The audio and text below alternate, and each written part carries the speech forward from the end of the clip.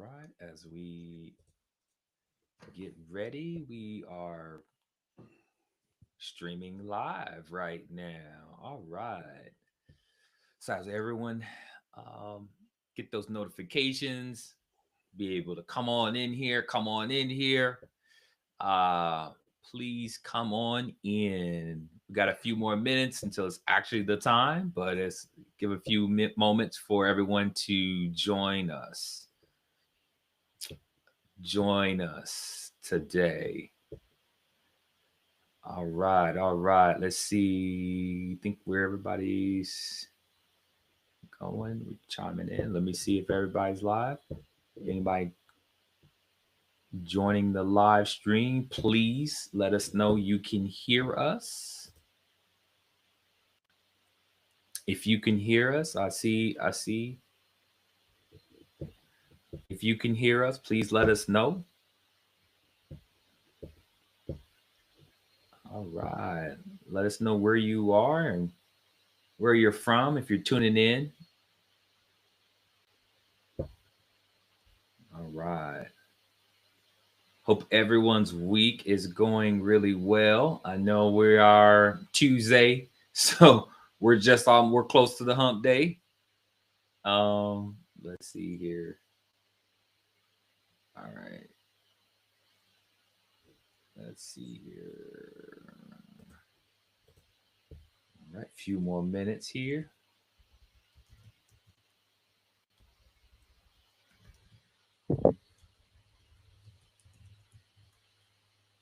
Good evening. Good evening. Good evening.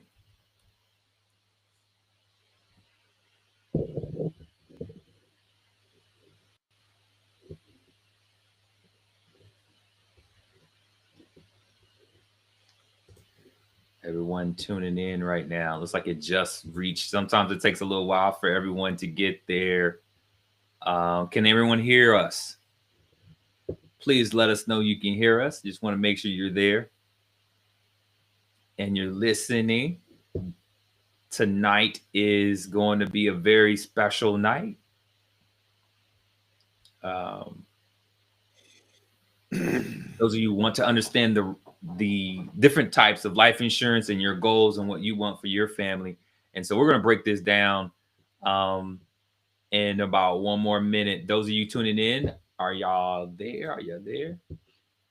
Awesome, awesome. Well, we can go ahead and get started. As more folks join us, they can definitely watch it on the replay. And we're going to go ahead and get started for tonight's show, everyone, if that's okay. Welcome to Master Your Money, everyone, where real conversations meet real solutions for building financial freedom. I'm your host, Isaac Rowe. And today we are going to be diving into one of the most common questions people ask when it comes to life insurance and the importance of insurances for protection. So, um, Eric, how you feeling? I'm great, man. I'm good. Good. Day early, but we are good. Day early. We're gonna do it on Tuesdays, right? We switched to Right, right. Tuesdays, right? We have switched to Tuesdays. We That's switched to Tuesdays, you guys. So so. be Yep. here 8 p.m. Tuesdays. We'll be live. Um, we're gonna be here covering a lot of different topics. Definitely, please go to the Financial Turtle if you have not got the end of year checklist. For those of you that are need to get your finances in order and that financial planning, getting ready for that tax season, please go to the Financial Turtle. Please subscribe on the YouTube channel, you guys. Please go and subscribe. Go ahead and hit those notification bells when you get the chance. If there's any questions or anything that you would like to know, please let us know. You can email us at info@thefinancialturtle.com. All right. All right. Eric, we were talking about earlier before we got on, is that the topic that we talk about is life insurance, and sometimes people don't want to talk about it. And people avoid it until it's too late, right? It's too late, and we need that protection. And I know that we talk a lot about building wealth, but real wealth is not about protecting what you built. your income, your health, and your family's future. Um, but yeah, real wealth is about protecting what you've built. So your income, your health, your family's future. And tonight we're going to break down some important insurances for protection, the kind of way that keeps your legacy secure when life happens. And that happens to all of us. We all have, a great time on this earth. However, Eric, the man himself, the financial turtles in the building. So if you haven't already, make sure subscribe, and there's a lot of videos on there. You can see Eric, and Eric is the man, right? So he's the man when it comes to finances. So please subscribe. So yeah. So what are we diving into today, Eric? So here recently, well, not recently, we've just started to talk to us between the two of us recently, but a lot of times, especially with all the videos and everything that you see going around, a lot of clients come to me and they ask me what my thoughts are about things like IUL insurance. They see things, the big thing for most people when they talk about it, when they come and ask me questions about it, they always say, I was told I can be my own bank, I can borrow out of the account, I can do all this and that with the account. Is that something that is great for me? Um, a lot of times I try to tell people all the time it's not cookie cutter. It does not work for everybody. And it's really unfortunate because people get so wrapped up when they hear those type of things that they think that that is what it means when they talk about life insurance. My question to you, Isaac, is if I say to you the word life insurance, you're married with kids. If I say to Right. you the word life insurance, the phrase life insurance, what does that mean to you? Life insurance, to me, when I hear the words life insurance, is that I want to protect what I've built and my family, in case I am unable to be able to do that. So when it comes to securing my family in that sense, so if something happens to me, who's going to take care of my family if I'm no longer here and I'm providing for my family, and that income that I'm contributing to the family, then that goes away. So my kids, if I can't pay for school, for their college education, all these different things, I don't have that because I'm not there. And so for that, it's just, well, how do I, if something happens, I'm not going to be self secured yet. Um, how do I take care of the burial? How do I take care of these things in case something happens? So I just want to, when I hear it, I feel like I want to like make sure that the life is secured and protected and the legacy is protected. So I know when we watch these videos, the key word that gets everybody going crazy is the word wealthy. Because every time you hear anything, when you hear from these influencers and all these people who do videos, they tell you this is what wealthy people do. Everybody is not wealthy, correct? I keep on making that statement. So if I'm sitting down and I have a budget and I say in my budget, this is what I can allocate to insurance. Let's say I can only allocate 150, $200 a month to insurance. Would I rather have an IUL or a whole life insurance policy that is going to protect my family for 150, maybe 200,000 for the 150, $200 allocation? Or would I rather spend half of that on half a million, a million, 1.5 million, depending on how old I am, my wealth, my health, and all that stuff, and then invest the rest? Which would you rather do?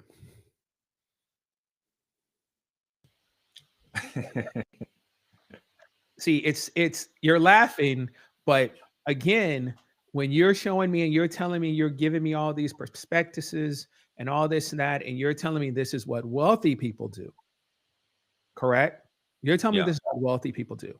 But if I have a budget and I only have a certain amount of money that is allocated towards insurance, it's a whole different conversation, right? Because a person who's trying to sell you insurance, they're looking at it like, okay, because I'm trying to sell you this IUL, I'm trying to do this or whatever, and you only have 150 or $200 to allocate towards this, they still might try to sell you that, right? And still Yeah. just for the 100 and 150. Again, here's the crazy part, which I don't know everybody on the call knows. I'm a life insurance agent, correct? I sold you your policy. Yeah. I was actually a manager somewhere for life insurance, so I know how it works. And what I mean by that is when I used to talk to young people back then, IULs weren't that big of a deal back when I was actually writing policy, when I was actually that was what I was doing full time. It was more whole life, right? It wasn't so much IULs, it was selling whole life policies because everybody was talking about all the cash and everything, the cash value and everything grows into it. But let's say I'm sitting in front of a young person, he's 25, 30 years old, he's married, he has a couple of kids, and he's infatuated with getting 50 to $75,000 in whole life because it's growing cash in, he's gonna have for the rest of his life, it's growing cash and all this and that. Correct? So Correct. he's excited. They're coming to me. They're saying, "Hey, people showed me these policies, told me that I can build cash inside of it. It's going to do all this, that I can borrow out of it, and all this and that." And I say to the person, "That's great, but what happens if you get in a car accident and die 6 months from now? You want me to bring your wife a $75,000 check, or you want me to bring your wife $1 million check?" And the crazy part is, the $1 million check is probably less as far as the premiums you're paying on a monthly basis than what you're paying in that whole life. I say all that to say that all policies are not equal, meaning every type of policy is not the right policy for your situation. So when you see a lot of people who run out and try to get IULs to be their own bank, I won't even talk about the stupid videos I see of go and go get a line of credit and then take the line of credit and fully fund this IUL and then take the money out of the IUL. I won't even go into that. I'm just saying a regular person who is trying to protect their family because that's what insurance is for, right? I Hmm. think that's the part that's been lost is it is now such a game of this is a way to invest your money where it's going to grow tax free. So when you take the money out of it, you don't have to pay any taxes and like that. But people don't even know that that's exactly what a Roth is, right? A Roth IRA is the same exact thing, right? The Yeah. only difference is when people say, well, you can fund an IUL more than you can fund a Roth. So are most people maxing out their Roth? That's $7,000 a year. Yeah. Again, I don't know if everybody's maxing out their Roth like that, but I get it. We're talking about what wealthy people do. it's like five something a month. Yeah. Again, we're talking about we're comparing ourselves to wealthy people. Correct. Right. Wealthy people can do that. But most of the people who come in here and have this conversation, I say, well, how much money is in your emergency fund? How much money is in your savings account? But now you believe that you can come up with all this money every month to put to something, which is the next thing I'm getting ready to say. You have all this money that you don't have, that you have not been allocating to investing, saving, doing anything, but because someone said you can start funding this, all of a sudden you can become your own banker. So now all of a sudden you're going to find all this money to be able to fund this. Again, I'm an agent, right? What are the two things that are not talked about when people do these little 30-second commercials and stuff when people talk about insurance? What are the two things that can trip you up? Not only the agent, but you as the person buying the insurance. I don't know, Eric. I don't know if So everybody listening has that I answer can to go to, that. I don't even need to go to Fidelity, right? I can go online. I can go on Schwab. I can go on Fidelity. I can go on Robinhood. I can go on any one of these platforms and I can open up a Roth IRA, right?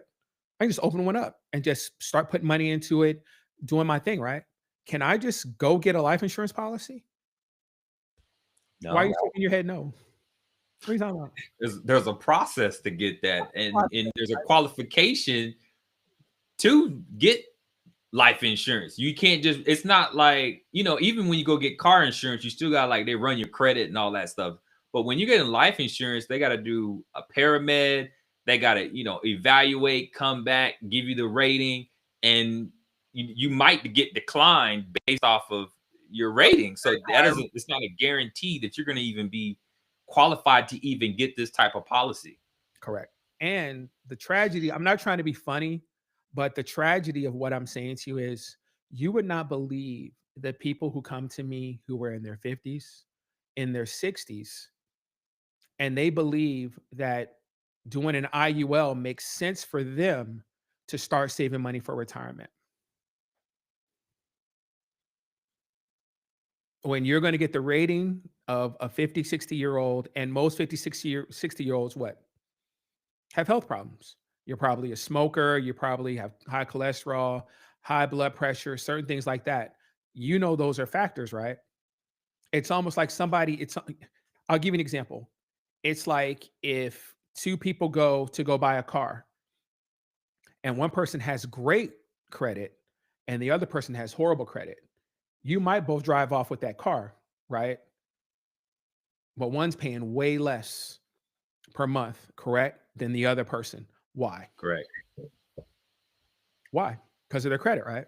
For the credit rating. Yep. Person who's over a certain age, has health problems and stuff like that, you're going to jump into something that you're going to pay a huge, incredible rate for just to be able to say, I can be my own bank. And we're not even talking about, again, I know people are going to say, you don't know what you're talking about. It depends on how it's set up and all this and that. But you have a whole life policy. A whole lot of people who probably have them can raise their hands right now and say how long it takes for whole lives and IULs and stuff like that to even start really building any money in them. Correct? Why? Because of things like admin fees, all All the kinds of stuff like fees. that, all those fees and everything that you're having to pay to even start building money into it. So why would that make sense for somebody who's that type of age to do that as opposed to putting the money into a Roth, into a brokerage account, something like that, where you hit the ground running, especially if you do it yourself, right? So you're not even paying any advisor fees or anything. You're just going online and you're doing it yourself. So you're not paying on any of these fees or anything. That makes more sense, right? If Mhm. I'm if my goal is to save money, because again, my goal is not protecting my family. It's not. I see no videos that talk about that. All videos talk about being your own bank, building all this money into it. So again, you're not worried about the life insurance part. You're not. When people come and sit down and talk to me, they don't talk about I want to be able to leave money for my family and stuff like that. They say I want to be able to borrow from this money. I want to be my own banker. I want to do all these things. So don't throw life insurance into it now. But if somebody's trying to do that, wouldn't it make more sense for you to open up a brokerage account, open up a Roth or something like that and start funding that as opposed to, and then get as much term as you can, as opposed to try to build up this IUL now? But again, we're so infatuated with people telling you that the IUL is going to make you all this money. Again, you're going to be able to be your own banker. You're going to be able to borrow from it and all of that. We don't think about those type of things. Secondly, especially with the climate we have now, again, do you know what a chargeback is? A chargeback is when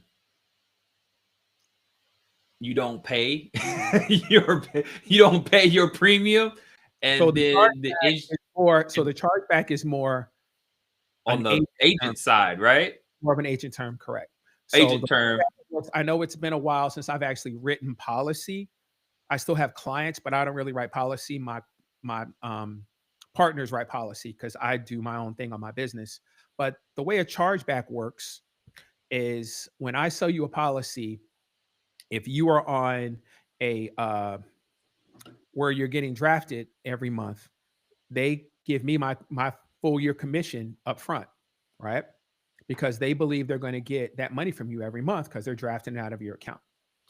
If they try to draft the money out of your account, say 3 or 4 months from now, and it declines, I get a letter saying that, hey, your client's draft got declined.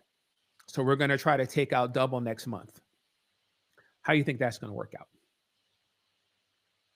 Mm.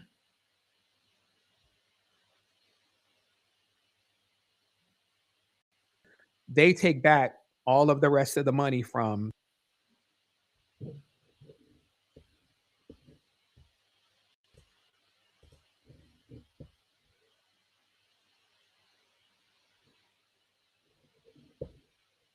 you're not set up anymore for the draft. You got to actually go in and pay it every month and stuff like that. So now I have a chargeback. And then what happens with the client?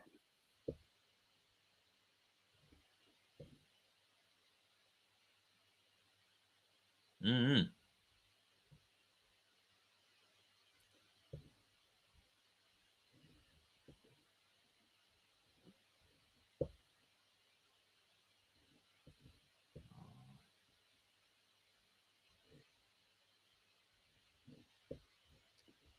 So you have a bunch of people who start out because they were talked into it. They believe these videos, all these things that they see, and they start doing this and then they can't afford it.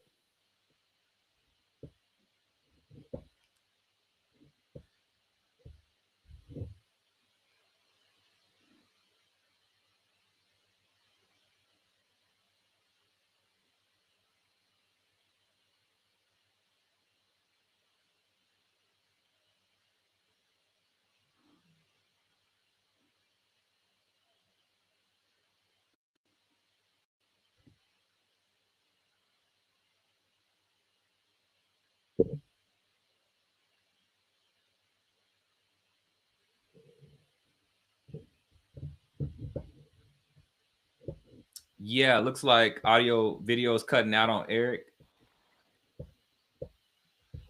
Okay, Eric, can you hear me? I can. People are texting me. Is that what it's saying? It's saying that my video keeps cutting in and out? Yeah, it said your audio video is cutting out. Just want to make sure, like, it's like the volume and the audio and video is cutting out. Just make sure that the connection is good. Sorry, folks, about that little technical stuff.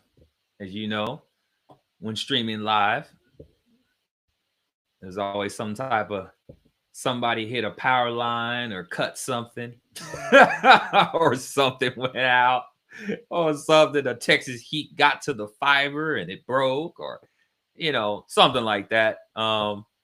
But go ahead and talk, Eric. Can you hear me? All right. I can't hear you, Eric. Looks like it's still out. It's like the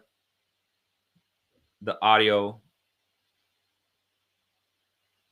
I can see the video, just don't see the audio. You can hear me though, right?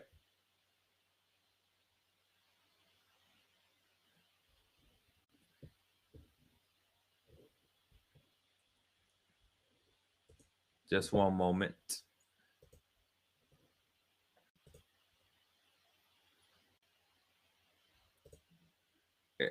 Go ahead. You still can't hear me? I can hear you now. Okay, good. All right. I apologize, everybody. So as I was saying, that's the part that people don't think about. And it's tragic because a lot of times people come in here and they say, hey, I want to start a policy. I've seen all these videos on IULs and all this and that. And again, it's usually a situation where it's like, hey, do you think that makes sense to you? Because you understand what your rating can be, what it could be because of your age and things like that. And then the other part, like I say all the time, it's like, again, an example of saying, okay, I'm going to go buy a car, correct? But I don't have a car though today, but I'm going to go buy a car. And I say, okay, how much money do you have in your emergency fund? How much money do you have in your savings account? So something has to change, right? In order for me to make this payment, Right. correct? And then if I can't make this payment, instead of me losing the car in this situation, I'm going to lose this policy. Correct? If they're trying to Right. take the money out of my account every month and I can't afford to pay it, I've put money into this policy and I can't keep this policy. But if I open up a Roth, I open up a brokerage account and something happens for a couple of months and I can't make this Roth payment or I can't make this brokerage account payment, does my Roth IRA go away? No. Does my brokerage account go away? No. No. But again, if I have a policy that part of the policy is paying the premium for this life insurance and I can't make this premium payment every month, doesn't that life insurance policy go away? Yeah. It goes away. I mean, I'm not trying to be funny. It goes No, away. it goes away. Yeah. People It's don't, and closed. again, we don't think about that. Again, at the end of the day, no, they are not, Jeff. A life insurance policy, as it says, it does grow tax free. And when the people take the money out of it, they do not have to pay taxes on it. So, but people don't think about that part of it. We're just so caught up in, again, that's the frustrating part for me at the end of the day is when somebody comes in and talks about getting these type of policies, they never talk about what the purpose of life insurance is. Correct? The purpose of life insurance is to protect your family. And we don't think about that. All we think about is being your own bank, building all this cash inside of it. And again, not try to be funny, not try to put you on the spot, but I am because remember we were just watching the video before we got on here where somebody said they had a policy for 5 years and it had no cash in it. How's that possible, right? I don't see how that's possible in case, yeah. I mean, it may be a few $100s, maybe, if anything, at five, depends on all the penalties and wherever the fees and admin fees and all that kind of stuff for that policy. But 5 years and I have nothing, it may not be something you can pull out. Not yet. Like it can't be something you can really like take out at a good amount that you really want to take out. And it's definitely Um, not growing when you think about the admin fees and all that stuff.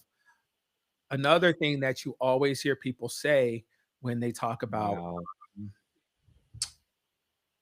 is there still a problem?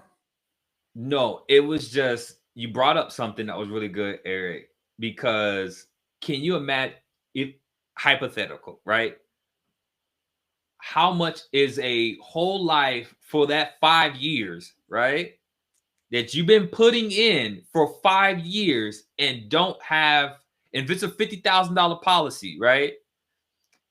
Of whole life, but you put that much into it, and then like everything's pretty much going to like the admin fees and all that good stuff, and it never grew for at least 2 to 3 years. So you put that amount of money into something that wasn't growing, only for a $50,000 policy, right? As opposed to if you had put it in a Roth IRA or a traditional Roth or something like that, to be able to allow it immediately starts growing, right?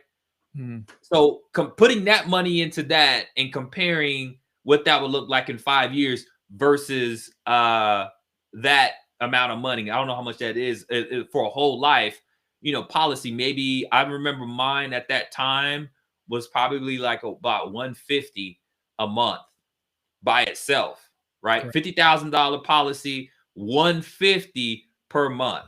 So if you were putting at least 150 in your Roth IRA, would that have generated more income into that Roth IRA versus the whole life? I was just thinking So about that. I was I'll use the example of the video that we were watching. A guy had called up and he said he had 500,000 in a term policy that he was paying $70 a month for. It was a 30-year term. And then he said he also was talked into getting 150,000 whole life for 108. And he said he had it for 5 years and it had no cash in it. So if you take 108 times 12 times 5, that means he put 6,480 into that policy. So that sounds about right to say zero to nothing in it. It probably did not have a whole lot of money in it when you think about the admin fees and stuff like that. But you're right. If he was putting that $1,000 a month, I mean $1,000 basically a year into a Roth IRA or into a brokerage account into the S&P 500, that's giving him the 8 to 10% over 5 years. It would have more than $6,000 in it. Yeah, that's what I was thinking. It would have more than $6,000, right? So your money would actually still been there. Mhm. versus it not being there because you couldn't even pull out the money that you put in. Yep. And you see, I keep saying Roth. So the argument of it's growing tax free, so does a Roth. So does a Roth.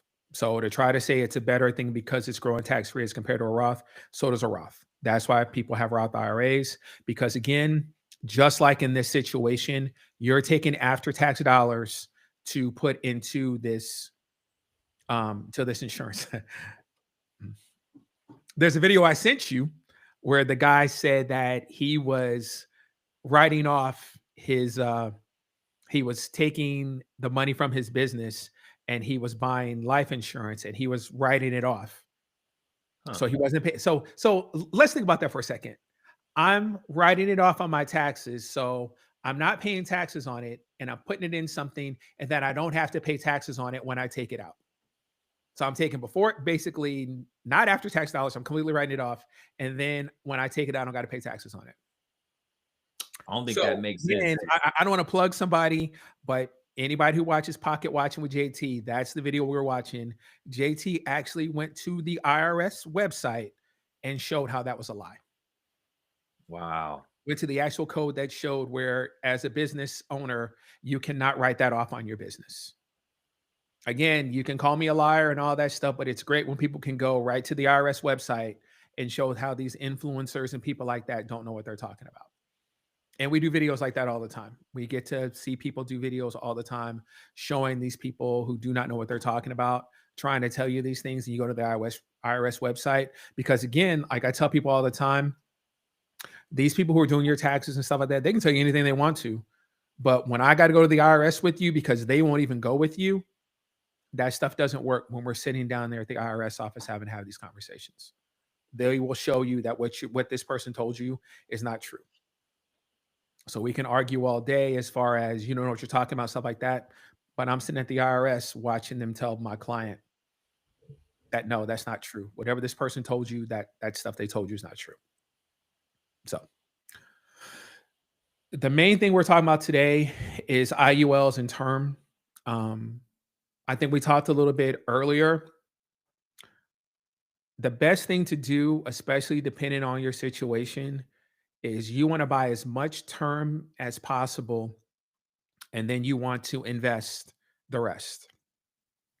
Because if you consistently invest over the 30 years that you have this term and you put it in something like the S&P 500 or anything like that, you become what's called self-insured, correct? So when people say you don't have insurance after 30 years, if I've been investing the way I'm supposed to be doing with the money I'm saving compared to, and what I mean by that is if I have 500,000 to $1 million in term, as opposed to something like that in a whole life policy, we know that's way more, right? If I'm investing that type of money into an IUL or a whole life policy, if I take that difference and I invest it into the S&P 500 or something like that, I'm going to be what's called self-insured, meaning I'm going to have enough money after 30 years to where I really don't need insurance. And again, depending on what I'm investing in, I'm going to be able to take that money out and not have to pay taxes on it, just like somebody who says the same thing on their IUL, their whole life, anything like that. When I take that money out, I'm going to have that money tax free. Again, that's why people have Roths as opposed to traditional. That's why people put money into Roth 401ks.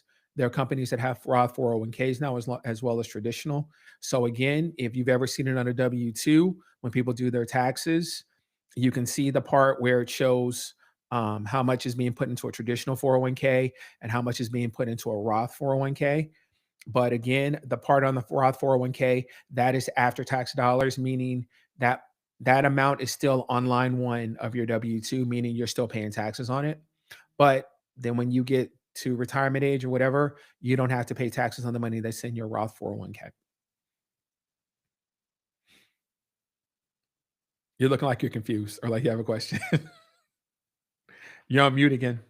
No, You're that's just a lot. That's just a lot of stuff. That's just a lot of stuff right there. on- Yeah, it's a lot.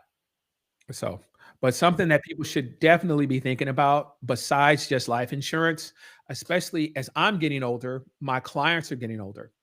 Right. So, not just me, but even my immediate family, my family members, things like that, we start talking about the importance of things such as long term care, correct? A lot of people do not think about that, especially when you're younger and things like that. And then sadly, when people get to the age of where they're having,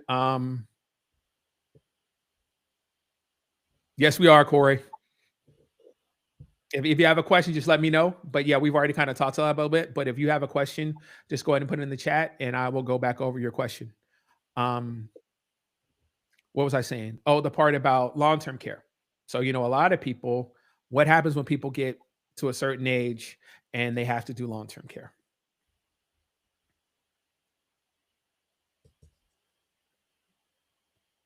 I mean, there's no one to be able to. I mean, when you get long term care and you don't have anybody, somebody has to pay for that, right? So, what do you think a lot of the conversations people have when they come in here and talk to me about it? I don't even know.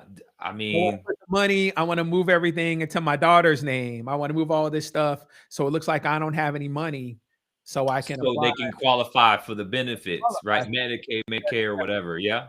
So instead of getting the type of insurance that when you get to that age, you can get home health care, you can get things like that. It can be very expensive. Again, I sell it. I used to sell it. It can be very expensive, especially just like with life insurance.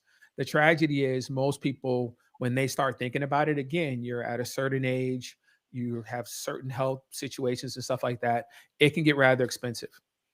The opposite of that is when young people start talking about it, they really don't want to talk about it because they're like, I'm not going to need it and things like that, when it would be a lot cheaper as opposed to wait to get older. And then when you get older and you start talking about it and say, hey, I need to try to get insurance and stuff like that, it is very, very expensive to get those type of things. But that is something if you're a younger person. And there are, again, I know we've been talking about life insurance and stuff like that, about getting term instead of whole life and things like that. But there are certain riders and things like that that you can get on your insurance for long-term care. We were talking before we got on the call, on the live, you were talking about they were offering disability on your insurance, correct? Hmm. As a rider. There Yeah. are certain types of riders that you can do to protect you while you're working, while you're here, and things like that. Those are things you can talk about as well. But again, at the end of the day, the biggest thing you want to take care of is I want to make sure that if something was to happen to me, I want to make sure my family's taken care of. And depending on your budget, your situation, and things like that, things like IULs, whole life insurance policies, and stuff like that, that might not be the best thing for you at this time. But the great thing about if you get a term policy, depending on the company that you deal with and stuff like that, we've talked about it. We can start, what's the word? Convert? Is that the word? I can Yeah. start Over. converting Yeah. some of my term over into whole life, right? So Yeah. as I get older and my situation changes as far as I might not need as much insurance, I can start converting some of that term over to whole life. And what's the good part about that? Is let's say I'm 25, I'm ultra preferred, I don't smoke, I don't have anything wrong with me, whatever. I'm getting a great rate, right? 10 years from now, if I want to convert some of that term into whole life, obviously I'm going to have to pay for my new age, but don't I still get the same rating? A lot of people Hmm. don't know that. So again, if you're somebody in a situation, um, get as much term as possible, especially if you're a healthy young person. When you get to the point of, hey, I want to start turning this into whole life. So I'll have insurance for the rest of my life and stuff like that. That is a great way to look at it as well, because again, I'm going to be able to keep that rating. Correct. Again, this is real life because this is stuff that's happened to you. So what I'm Yeah. saying is absolutely true. So This is real life right here, Eric. yeah. Real life. It's real life. It's all talk and you're talking, all these great things, but like knowing that peace of mind, knowing that when you go to bed that you know that your family's secure is very important to me. Making sure that there's anything that happens to me, and as the provider for my family and contributing to my family in that way, that like my family will have something. right? Versus, oh, I was just doing whatever, and I was kind of being not intentional about making sure my family is protected in that way. So, but yeah, that's really good, Eric. And What so I else we want got? to say, especially since Corey jumped on and asked that question, Hmm. I want to make it clear. I'm not the type who's going to jump up and say, because we can show videos all day of people saying IULs are trash or whole life is trash compared to term. I will never say that. I will keep my personal opinion to myself as to what I think of it. The thing I always say at the end of the day, if I was sitting in front of Corey, if I was sitting in front of somebody else and talking to them, we would talk about their situation. And I would explain to you the pros and cons as to why I might think that an IUL is not the right thing for you. Correct? Especially if we're going off of your budget, if we're going off of the most main important part is what do I want my insurance to do? Correct? That is the most main important thing that you need to think about because again, especially depending on your budget, it makes much more sense to get as much term as possible and then open up a brokerage account, open up a Roth IRA or something like that. That's basically the S&P 500 that's doing the same thing that the IUL is doing. And I'm not having to pay all these fees. I'm not having to pay commission, all that stuff to open up this IUL. And again, I'm having the piece for the insurance. I'm getting way more insurance in the term, right? I'm getting way more insurance. And then I also have the piece of the investment with me investing something else and something else besides the life insurance policy. The key is at the end of the day, though, you've got to be consistent. You can't have a conversation saying, I'm going to invest the rest and then I don't do it because that defeats the purpose. It's like when you hear people say, like the Dave Ramsey people and all that stuff, when they say, buy term and invest the rest. If you're consistent and you're investing in the right things, doing what you're supposed to do, it can work out for you. But the problem is, most people say they're going to invest. A whole bunch of people say they're going to invest in their Roth every year, right? They just don't do it. A whole bunch We of go people on vacations and cruises, and Eric. do things like that instead of I'm just like, no, but I will say that part. It's almost like, again, we're going to talk about this later on. This is a whole nother thing, but it's like owning and renting a home. A lot of people say it's better to rent and invest the rest as opposed to owning a home, right? And they'll show you all these numbers and all this and that shows you it's a much better investment for you if I rent as opposed to owning. But what's the problem? What can I mess up that'll make it a problem if I don't invest, right?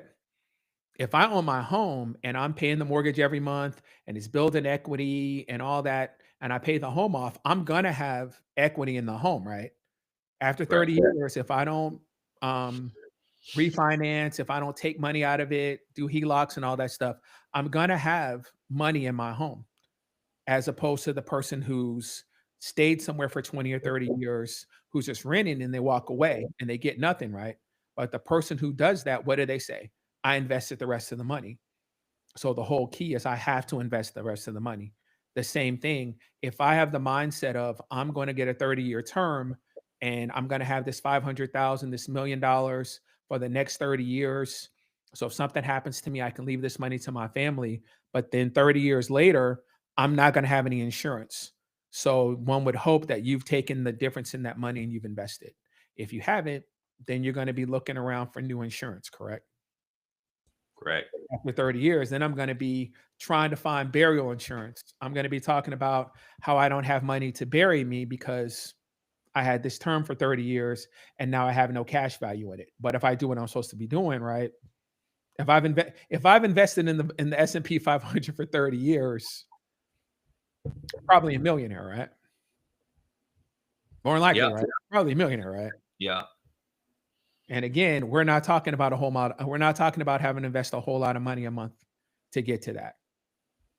We can do charts and all that stuff to show that it does not take a whole lot of money to invest over 30 years in the S&P 500 and be a millionaire after 30 years. It does not take tens of thousands of dollars a month to do that. It does not take that much money. You just have to be consistent. You have to do it every month. You need to not touch it and just let it grow and do its thing, but you got to consistently keep putting money into it every month. So, questions? That's good. We do have some questions right now. I think Jeff had a question. As her beneficiary, I need modifications to their policy. Um, Okay, no. maybe there's a different question. I don't know. I think it was earlier. Yeah, I think it's up here.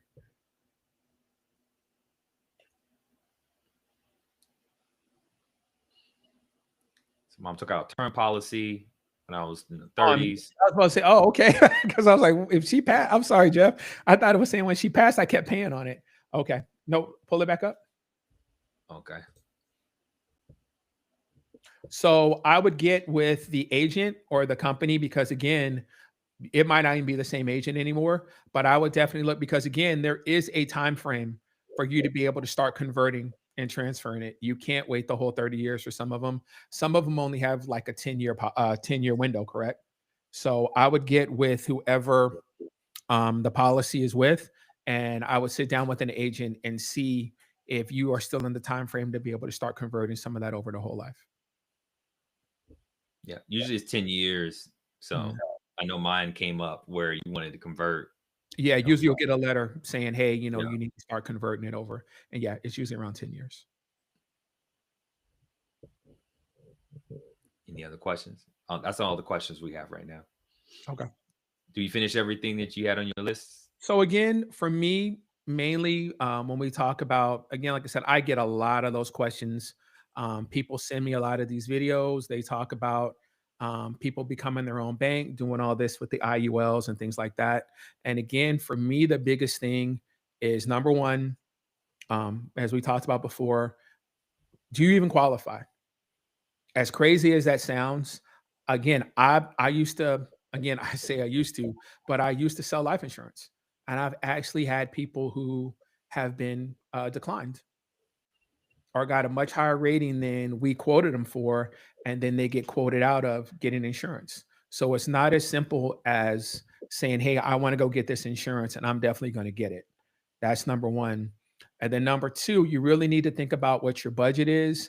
You really need to think about what happens if you cannot afford to pay for that policy every month. Because again, it's just like any other thing that you are paying on a monthly basis. It's either going to get canceled or it's going to start imploding, eating itself up. Meaning, once you stop making payments, then they are going to start taking they're going to start taking cash out of it to pay your premium, as opposed to like I said, if I was putting money into a Roth, a brokerage account, or something like that. Again, like we talked about last week about pausing, if I wanted to pause um, putting money in there for a month or two because I had some type of emergency or something like that, you can do that without affecting anything. You don't got to pay anybody any money back. You don't have to do anything like that. It's your Roth isn't going to cancel. Your brokerage account isn't going to Yeah. cancel anything like that. It's still just going to keep growing. When you start putting money back into, you're just going to keep on moving. So that's the most important thing. And then lastly, again, these are things besides the term. I wouldn't even be thinking about doing anything else if I didn't have an emergency fund or if I didn't have a savings account and things like Mm. that.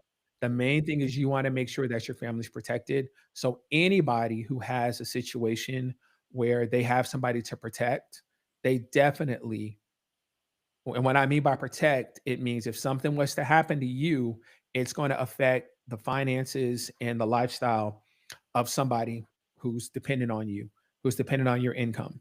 So if you have a situation like that, you definitely need to get you need to get insurance as soon as possible. Even if you're broke, you need to go get insurance as soon as possible. And then that's when you really need to have the conversation about getting term. But Oh, sadly, okay. most of the people when we have this conversation, especially a lot of them are older people and things like that, they come in and we have this conversation, and again, they don't even have a savings account.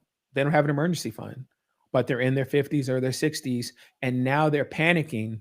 They're trying to figure out how to make money to either be able to retire or to be able to leave money for someone, correct? They want to be able to have money to be buried. They want to be able to have money to pay their bills. They want to have money to be able to leave to somebody. And again, at the end of the day, depending on your age, your health, and all that stuff, you'd be better off opening up a Roth account. You'd be better off opening up a brokerage account as opposed to opening up a 25, $50,000 life insurance policy that you're paying all these fees and everything on, which is what you're going to end up getting, especially depending on your budget. You're probably not going to get more than like a 25, $50,000 policy. So you'd be better off just opening up a Roth and just, hurrying up and trying to build money into that. Man, that's good stuff, Eric. Yep. So if we're good today, That's good. So I'm hearing this because it's really about just creating a customized protection plan that fits your income, your goals, and the season of life that you're currently in, and not just buying just for what's cheapest or convenient, and just really kind of mapping out for each person where they are that'll be best fit for their family. So yeah, this is really good. So this conversation felt like it wasn't about fear. It really feels about freedom that comes with your money, your family, and legacy, and your legacy being protected. So this is really and at good. the end of the day, I know it's hard. We talk all the time. A lot of these videos we're going to talk about the different type of videos that we see that are sent to me, that we talk about. A lot of these videos that you see a lot of these influencers talk about, a lot of it is they're feeding off of your desperation. They're feeding off of your, in some cases, greed, but in a lot of cases, they're feeding off your desperation. And so when you see people who, if you don't already have these things in place, and so when someone says these things to you, you think it makes sense. Again, I had somebody who actually got money, their parent died, they had a little, they got, a six-figure windfall, so to speak. And the first thing they talked about was putting it into an IUL because they heard that, you can borrow money off of it and stuff like that. And again, not to be funny, you have all this credit card debt, you don't have an emergency fund, you don't have a savings account. Um, there's a possibility you're not even going to get approved. And then you're in a situation where you are the breadwinner of a household of five people. And so does that make sense to get $150,000 policy that is, what's the word I'm looking for? That is overfunded with the IUL, with the investment part. So this money is growing, but if something was to happen to you, you're just going to get whatever that life insurance policy is, as opposed to going out and getting a huge term policy as much as you possibly can, and then opening up a Roth and do like that. And I'll just be full disclosure, that is what we did. We went out and got term, then we fully funded, because it was close to the end of the year. We fully funded the Roth for 2 years for the both of them, and then we put the rest of the money into a high yield savings account. So they had over $500,000 in life insurance. They had Roth IRAs that were growing, and they had a high yield savings account that they could take money out of in case they had any type of problems or anything like that. In that situation, it made way more sense than overfunding an IUL and then only having what, 100,000, 150,000, if even that, if something was to happen to them. And again, you are the breadwinner of a household of 500 people, of five people. So again, when we see these type of videos and stuff like that, those are not the things that they talk about. We get to watch people walk to private jets or get in Lamborghinis or BS like that. And we believe that if I open up an IUL and stuff like that, then I'm going to be able to do those type of things. And again, there's no conversation about making sure what's best for your family, what's best for your particular household. As you know, I know we're getting short. You've actually sat in Zooms with me where I've watched people who actually try to sell this type of stuff, and they don't even ask any questions. They immediately say, I can get you to this IUL and stuff like that. You're smiling because you know the situation I'm getting ready to talk about. That made absolutely no sense. In case anybody wants to know, 25-year-old kid, two kids who were toddlers, basically, no wife, no anybody. He's a barber, so he doesn't even have, what do you call it? He doesn't even have, what's the word I'm looking for? Consistent income. Right. and you're trying to sell him an IUL. I would love somebody who sells insurance to come on and explain to us how that makes sense. It makes sense for the agent that's It going to makes get sense for the paid agent. off of that commission for It makes that. Yeah. And then the guy got mad when I said that is absolute horrible advice for you to tell. And not just that, like I said, you don't even know this young man's situation, and you're trying to sell him an IUL off top. That's good. And so again, I'm not the only person who says it, but all people, a whole bunch of people say it. If when they sit down and talk to you, if all they're talking about is being your own bank and all this and that, you need to run. Because as this started, as I asked you, and again, everybody ask yourself, when you hear the word insurance, what does the word insurance mean to you? If I have life insurance, what do I want my life insurance to do for me? If my life insurance is not taking care of me, meaning if something was to happen to me 6 months from now, is my wife good? Are my grandkids good? If I can't say that, then I might have the wrong policy.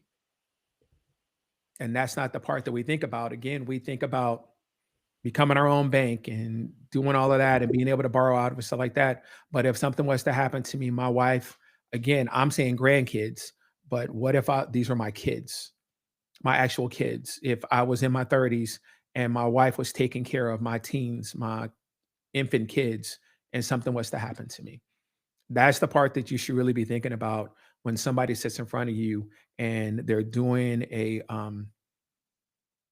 having a conversation with you and going over your finances and going over what your plans and what your goals are and what you want to happen. That's what they should be talking about. They should not be talking about you can borrow your own money and start your own business. You can borrow your own money and open up these businesses, open up this commercial real estate, all that stuff. Those should not be the conversations until that's taken care of. Again, you want to talk about wealthy people? Great. Wealthy people already have that other stuff taken care of. So then wealthy people get these type of policies because you're right. If I put into a life insurance policy like that in IUL, you're correct. That money grows tax free. Correct. But they're already doing it.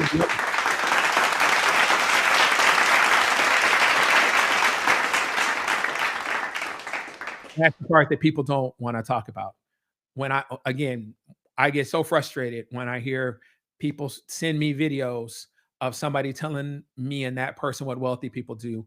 And then you get mad and I say, but you're not wealthy.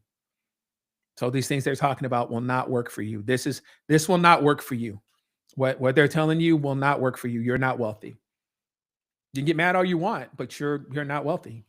Hurting people's feelings, Eric. You hurt people's feelings. I mean, no, It's real though. It's real. people think I'm hurting your feelings, but I'm helping you avoid a disaster. Amen. And Amen that's to that. what I want to hear. We So appreciate you, brother.